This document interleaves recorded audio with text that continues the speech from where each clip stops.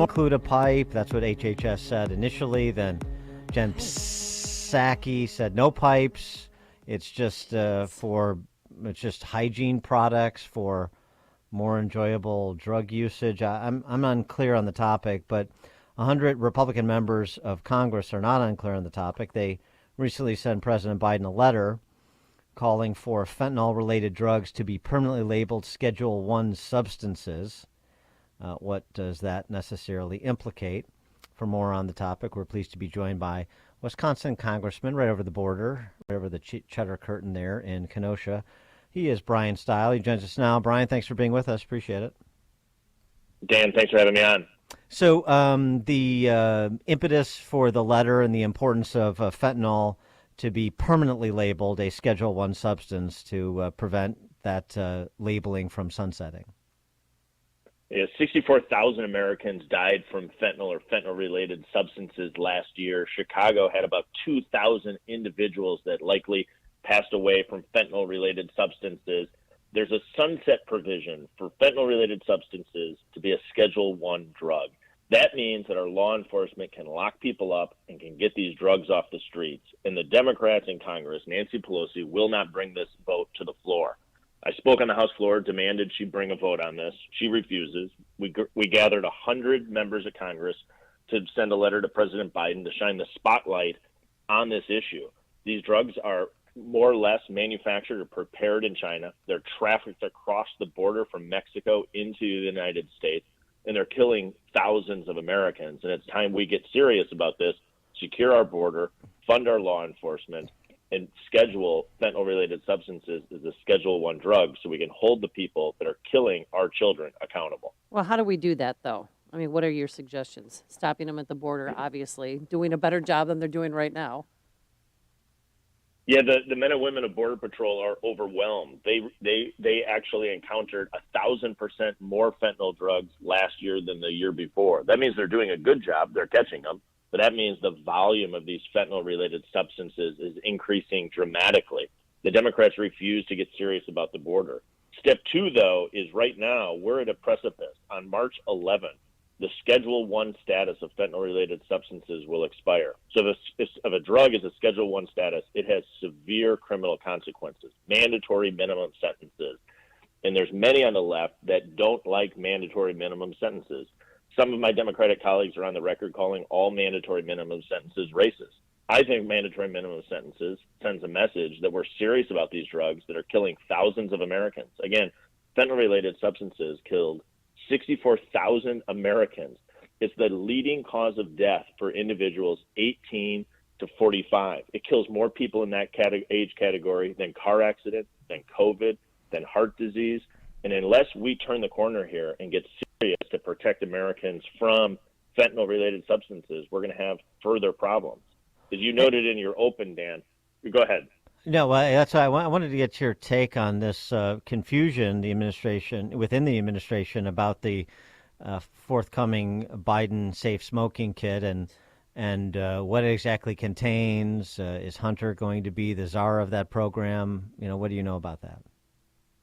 Yeah, the Washington Free Beacon ripped this issue open for the American people to see. What the Democrats are doing time and again is trying to create safe spaces for people to be able to use drugs so that they can avoid fentanyl. They want to send Americans all sorts of drug paraphernalia, and the Free Beacon pointed out they wanted to include crack pipes inside what the Washington government is going to be sending people so they can do it safely. There's a better way, and the better way is stop these drugs from coming into our community in the first place. In particular, these fentanyl-related substances, which are wildly addictive, which are being laced into all sorts of other, quote, recreational, I'll use that as with quote, recreational drugs, and it's having catastrophic consequences. And we need to hold the Biden administration accountable for the reckless spending that they're doing, in particular on these drug kits that are going out all across the country. Yeah, and I mean, I would think you'd want to include an Obama phone in that kit too, so that people can call their drug dealers to get the fentanyl. So, with respect to why Pelosi won't allow this on the floor for a vote, you mentioned the opposition to minimum mandatories. Yeah, that's clearly been a position of the left for some time. What about the spike in fentanyl deaths during COVID, these deaths of despair that spiked last year, the highest since that data has been recorded, with north of 100,000 deaths of addiction last year. Is that something they don't want to draw attention to as well?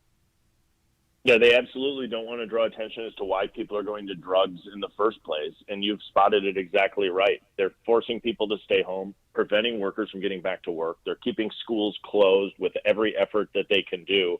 And the longer we go without getting back to normal, without getting our way of life back, the more people we see turning to drugs. And the biggest challenge is many of the drugs that are on the street right now are being laced, meaning they're being sprinkled with this illicit fentanyl. And this fentanyl-related substances is wildly addictive. So individuals often go and think they're buying marijuana, think they're buying heroin, think they're buying some other drug on the street. And somewhere in that supply chain, if you will, is being laced with fentanyl, and a very small amount of fentanyl, 2 milligrams of fentanyl, a fraction of the size of a penny, is enough to kill an individual. And that's what's driving these deaths way up, is these other drugs are being laced in fentanyl-related substances is being inserted. And so all these people, Dan, that you correctly say, that are currently frustrated, can't get their way of life back, can't get to work because the Biden administration refuses to rip the Band-Aid off of all these COVID-era policies, not only are finding themselves on drugs, but then get drugs that are laced with fentanyl. And 64,000 Americans died last year from fentanyl-related overdoses. And how is China related into all this? Great question, Amy. China is often the culprit in manufacturing these opioid-type drugs. So back in the day, drugs were, grown, like marijuana or poppy seeds were grown. Now chemists have gotten involved and are creating these in labs. And many of those have been tracked back to China. So the labs in China are producing these new, potent, and dangerous fentanyl-related substances. Then they're being moved in many cases to Mexico, to Mexican criminal gangs, and from Mexico across the United States border into the U.S. illegal drug supply chain. And so we have multiple steps. We got to hold China accountable. We got to get serious and protect our border. We got to support our law enforcement officers. And we also have to make people aware that the drugs that they're buying illegally on the streets aren't the drugs that they would have been 20, 30 years ago. Many times now, these drugs are being laced with this very dangerous fentanyl compound. And as a result, like I said, 64,000 Americans died last year. 2,000 people died from likely fentanyl-related overdoses last year just in Chicago. Yeah, well, I mean, you don't want to upset President Xi. He might not allow for the release of Space Jam 3 for distribution in China. The issue of marijuana, you brought that up. It's a cash cow now for so many states.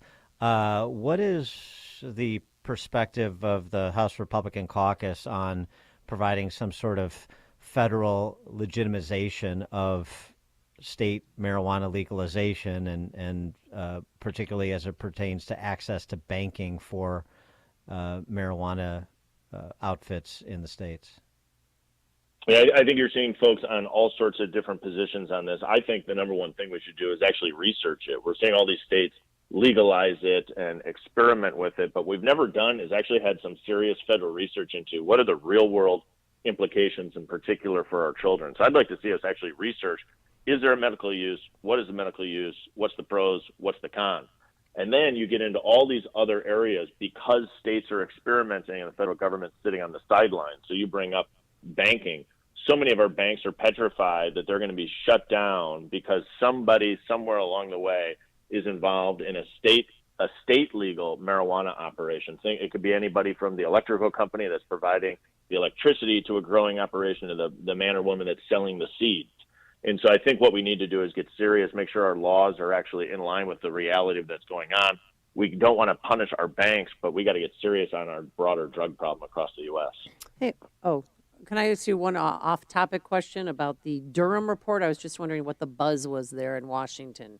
Do people care? Holy cow. Are they talking about it? Because not a lot of people are talking about it here.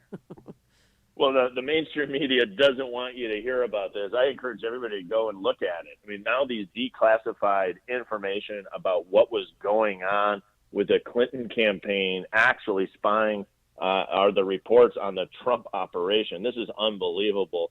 This is where our partisan Department of Justice really lets us down. This would be a great thing for them to investigate and show the American people exactly what happened. I'm fearful that that's not going to happen until ultimately Republicans get back in power and we can properly investigate this and completely show the American people what's going on and how egregious some of the Democratic moves were here. Speaking of Republicans getting back in power, what is your take on the landscape in Wisconsin with some important races there? Obviously, a governor's race to depose Governor Evers and the reelection of Ron Johnson, which is critical for Republican control of the Senate.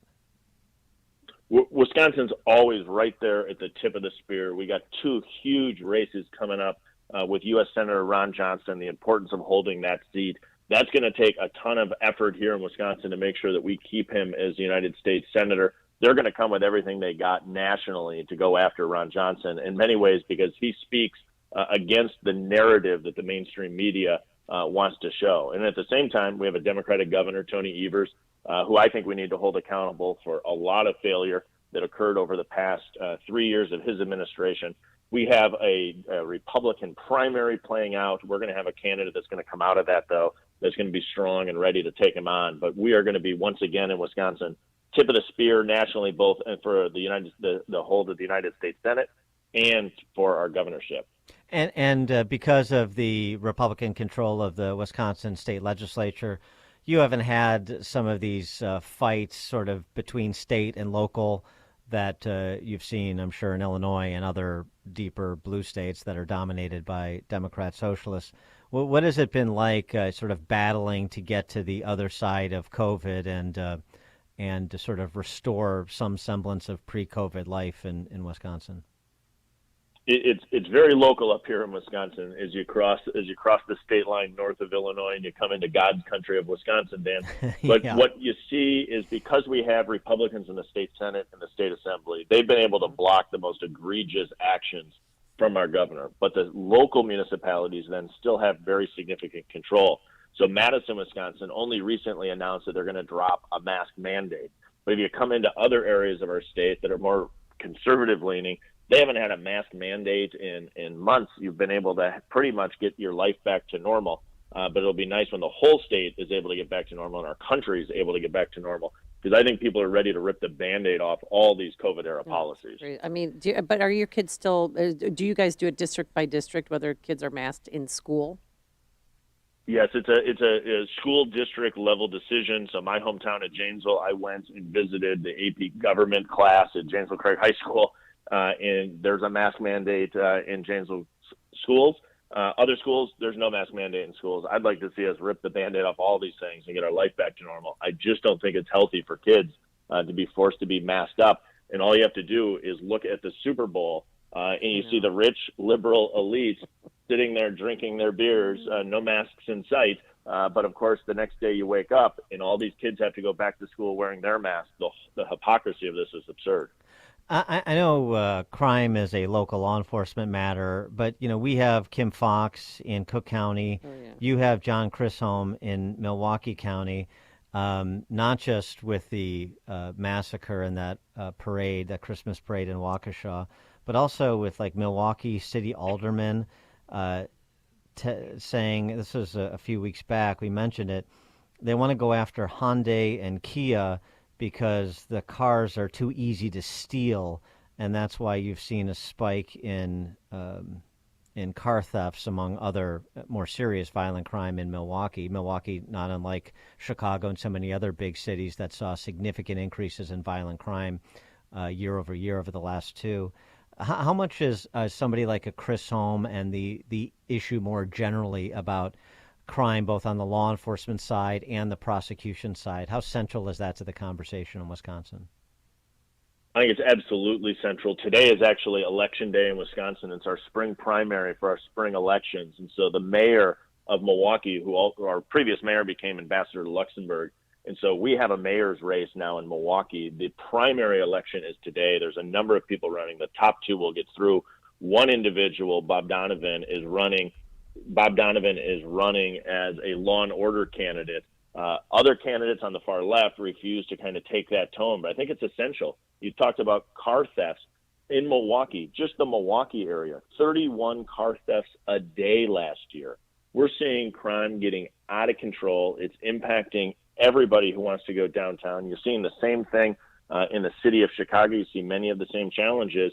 We need to hold these prosecutors accountable who refuse to enforce the rule of law. I think it's absolutely essential that we get this back in check, and it needs to be at the forefront of the conversation. And luckily, in Milwaukee, it is that conversation. Now, the question is, can we get a mayor candidate through that actually is going to support law and order?